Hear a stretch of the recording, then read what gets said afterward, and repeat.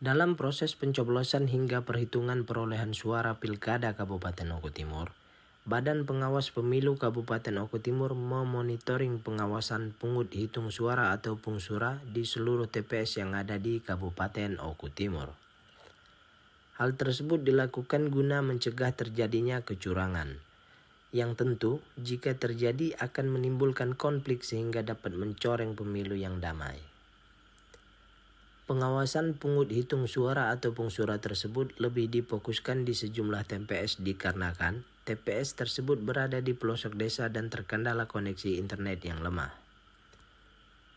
Tempat pemungutan suara yang terdapat koneksi internet yang lemah tersebut tersebar di beberapa kecamatan, yang diantaranya Kecamatan Jayapura, Kecamatan Semandawai Timur, dan Kecamatan Semandawai Barat. Berkaitan dengan sinyal sangat erat. Cara mengatasinya dari Bawaslu sendiri untuk mengatasi hal-hal seperti ini itu seperti apa, Pak? Sebenarnya secara teknis itu maksudnya ke KPU ya.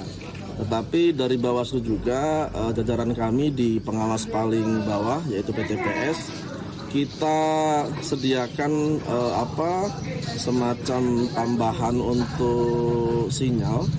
Artinya HP itu kita bekali dengan HP yang memang kuat untuk menangkap sinyal tersebut. Dari Oku Timur, Tim Liputan iNews melaporkan.